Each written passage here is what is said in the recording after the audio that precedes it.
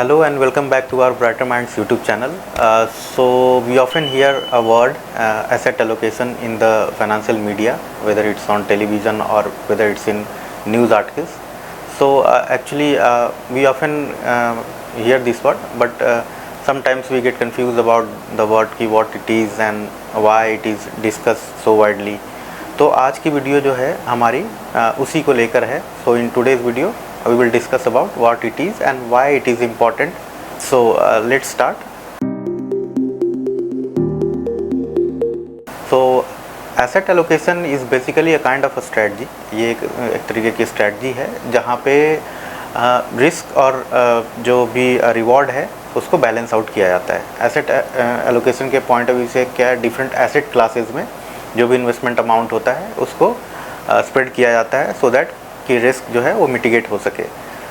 Why it is done because actually क्या है, asset allocation बहुत सारे जो वेरियस एसेट क्लासेस में हम डिस्पर्स करते हैं. तो हम सभी जानते हैं कि एसेट क्लासेस के अंदर में जो है डिफरेंट कोरिलेशंस होते हैं एक टाइम पे और सारे एसेट क्लासेस एक टाइम पे परफॉर्म नहीं करते.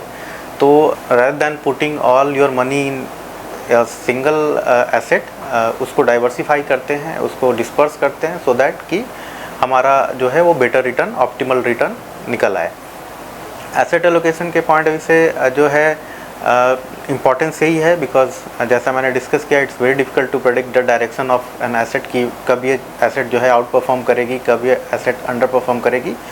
ये एक बहुत ही डिफ़िकल्ट टास्क होता है. तो ऑब्वियसली उसको बैलेंस आउट करने के लिए अगर हमने डिफरेंट एसेट क्लासेस में स्प्रेड कर रखे हैं अपने मनी को, तो at time some asset classes perform करती हैं, कुछ अंडर परफॉर्म करती हैं. ओवरऑल जो है उनका एक मिक्स करके जो रिटर्न आता है वो ऑप्टिमल रिटर्न होता है किसी भी एक एसेट क्लास के अंदर कंसंट्रेटेड होने के कंपैरिजन में. दूसरी चीज़ ये है कि सबसे पहले तो हमें ये जानना ज़रूरी होता है कि कितने सारे एसेट्स होते हैं और किस तरीके की स्ट्रैटेजीज़ यूज़ की जाती हैं एसेट एलोकेशन के अंदर में. तो सबसे पहले हम सभी जानते हैं कि जो हमारा कोर एसेट है, मतलब 3-4 कोर एसेट्स जिनको हम एक तरीके से कर सकते हैं आइडेंटिफाई. उसमें कैश में obviously cash is an also an asset. उसके बाद जो है आपका इक्विटी है, फिक्स्ड इनकम है, रियल इस्टेट है, गोल्ड है. ये सारे एसेट क्लासेस के एग्जांपल हैं जहाँ पे हम अपनी मनी को डाइवर्सिफाई कर सकते हैं. तो एसेट एलोकेशन जो है उसको बिल्ड करने के लिए जो पैरामीटर्स होते हैं, किन पैरामीटर्स पे डिपेंड करता है. तो सबसे बड़ी चीज़ ये है कि जो आपकी फाइनेंशियल गोल्स हैं, जो फाइनेंशियल नीड्स होती हैं, जो हम गोल अचीव करना चाहते हैं, उसके बाद जो एक इंडिविजुअल इन्वेस्टर की जो रिस्क टॉलरेंस होती है वो एक बड़ा फैक्टर होता है. उसके बाद टाइम होराइजन एक बड़ा फैक्टर होता है. हम सभी जानते हैं कि कई ऐसी वॉलेटाइल एसेट्स होती हैं जहाँ पे शॉर्ट टर्म में वॉलेटिलिटीज़ बहुत ज़्यादा होती हैं, बट जब भी हम एक लॉन्गर बिजनेस साइकिल पे उस चीज़ को देखते हैं तो वो इवन आउट हो जाती हैं. जैसे इक्विटी है, इक्विटी जो है वो शॉर्टर टाइम पीरियड में बहुत वॉलेटाइल होता है, बट जैसे ही हम लॉन्ग टर्म में एक बिज़नेस साइकिल के ऊपर देखते हैं तो वॉलेटिलिटीज़ जो है वो बहुत ही हद तक रिड्यूस हो जाती है.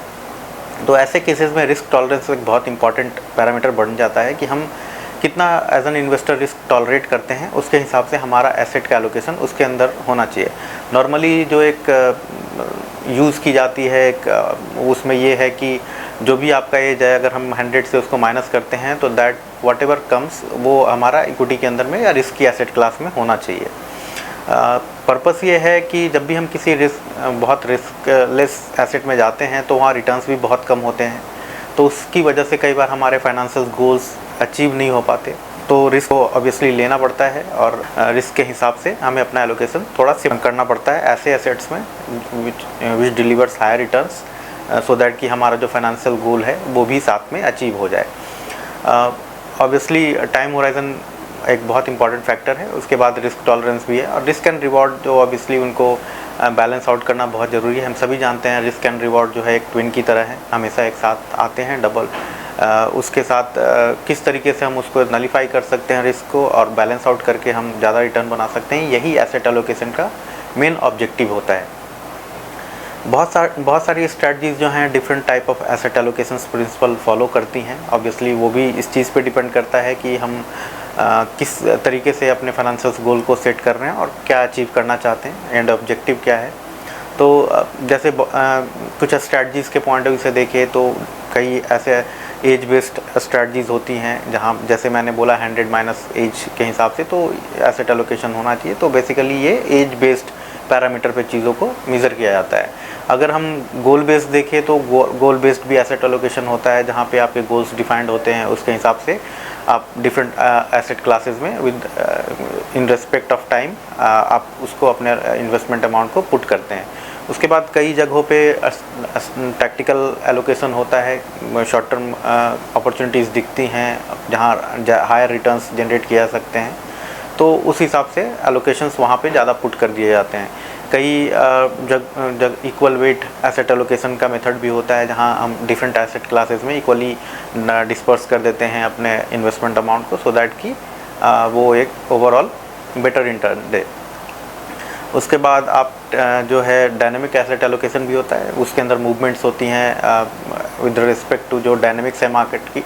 जिस तरीके से डिफरेंट एसेट क्लासेस की जो डायनेमिक्स है, जो ज़्यादा लुक्रेटिव हैं वहाँ पे वेटेज ज़्यादा पुट की जाती हैं और उसको टाइम टू टाइम रीबैलेंस किया जाता है। Obviously for long term rebalancing जो है वो नॉर्मली कोशिश करनी चाहिए कि 1 ईयर के होराइजन में हो, जो भी हमारा लॉन्ग टर्म गोल है उसके पॉइंट ऑफ व्यू से। और जो शॉर्ट टर्म गोल्स हैं उनको अचीव करने के लिए जिस तरीके से एसेट एलोकेशन को पुट किया जाता है वो 6 मंथ पे रिव्यू किया जा सकता है। ऑब्वियसली जो है इसमें कॉस्ट इन्वॉल्व होता है, सो दैट कि हम बहुत ज़्यादा उसके अंदर उस तरीके से ना करें और एक फोकस्ड गोल लेकर डिफरेंट एसेट क्लासेस में अपने रिस्क को डाइवर्सिफाई करें। बेसिकली ये जो है इस चीज़ को हम इस तरीके से भी समझ सकते हैं एसेट एलोकेशन को कि हम वी ऑफन हियर कि सारे एग्स एक ही बास्केट में नहीं रखने चाहिए, because that poses much risk. So इस तरीके से हम सारी चीज़ों को एसेट एलोकेशन के पॉइंट ऑफ व्यू से देख सकते हैं, इन्वेस्टमेंट के अंदर में देख सकते हैं, डिफरेंट एसेट क्लासेस के अंदर डाइवर्सिफाई कर सकते हैं। एसेट एलोकेशंस बहुत इंपॉर्टेंट होता है, बिकॉज अगर हम लॉन्ग टर्म रिटर्न्स के पॉइंट ऑफ व्यू से देखें, वेल्थ जनरेशन के पॉइंट ऑफ व्यू से देखें, तो एसेट एलोकेशन का रोल बहुत ही इंपॉर्टेंट हो जाता है, बिकॉज जो एक टाइम पे सारी एसेट्स एक जैसी परफॉर्म नहीं करती। सो ओवरऑल एसेट एलोकेशन जो है इन्वेस्टिंग का बहुत ही इंपॉर्टेंट पार्ट है और इसको समझना बहुत ज़रूरी होता है to generate maximum wealth whatever risk one takes. तो इस तरीके से आज हम एसेट एलोकेशन के ऊपर हमने इस चीज़ को प्रेजेंट किया है। तो आज की वीडियो हमारी तरफ से इतनी थी। Thank you and good day.